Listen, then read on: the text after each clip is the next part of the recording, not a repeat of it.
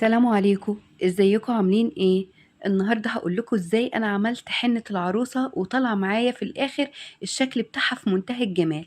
انا جبت حنة من عند العطار، كنت جايبة كيلو. بدأت كده اعجنها بمية عادي جدا بدون اي اضافات. بدأت اجيب الصواني، اي صواني عندك في البيت، صينية كبيرة في صغير في صغير، طبعا على حسب الادوار اللي انت عاوزة تعمليها. المهم اول صينية بتكون كبيرة، وبتبدأي تصغري في حجم الصواني. بتبدأي كده تحطي الحنة على كل صينية، وبتبدأي تجلسي الحنة. يعني ايه تجلسيها؟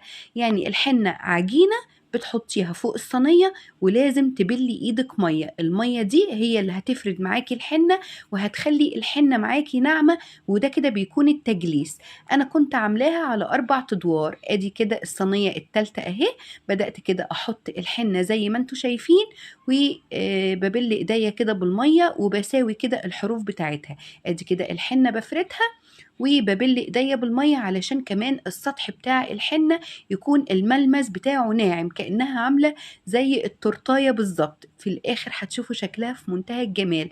انا يمكن عملت الشكل ده، وقبل كده عملت العروسه الصواني كانت على شكل قلب. ممكن بقى كده تتحكمي في شكل الحنه على حسب الصواني اللي عندك. دي كده كانت صواني مدورة، ممكن تستخدمي صينية على شكل قلب، هتديكي برضو شكل في الآخر في منتهى الجمال. دي كده آخر واحدة، كانت اللي هي بقى كده الصغيرة. زي ما انتوا شايفين سهلة جدا، ما فيهاش أي حاجة. عايزة نقولك ناس كتير دلوقتي بتعمل الحنة بره في المحلات، وبتدفع مبلغ وقدره، وهي ما فيهاش أي حاجة، ومش بتتكلف ولا مبالغ ولا أي حاجة. دي كده كانت آخر واحدة. بدأت كده برضو ايه اوزع الحنة عليها كويس جدا. واهم حاجة زي ما قلتلك ان انتي تبلي ايدك بالمية. كنت بقى كده جايبة ورد كده مجفف. بدأت كده أزين بيه الحنة بتاعتي. بصوا شايفين شكل الورد، وشايفين شكل الحنة والأدوار في منتهى الجمال.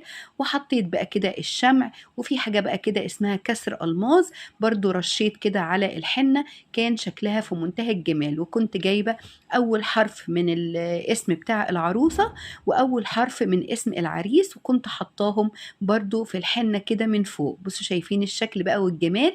وكنت جايبة شمع صغير كده الوان. عايزة نقولك ان كل الناس اللي كانوا قاعدين في الحنة كانوا بيتفرجوا عليا، وبيقولوا لي تسلم ايديكي. بصوا شايفين بقى الكسر الالماظ، شكله كده بقى في منتهى الجمال. العبوا بقى كده بالالوان. انا كنت جايبة ازرق، وجايبة ذهبي، وجايبة فضي. بصراحة عمل معايا كده شكل نهائي في منتهى الجمال. عايزة أقول للعريس والعروسة ألف نهار مبروك، وربنا كده يرزقكم الذرية الصالحة إن شاء الله. يلا بقى كده لايك، ويلا اشتراك، ودعوة حلوة من قلوبكم. باي باي.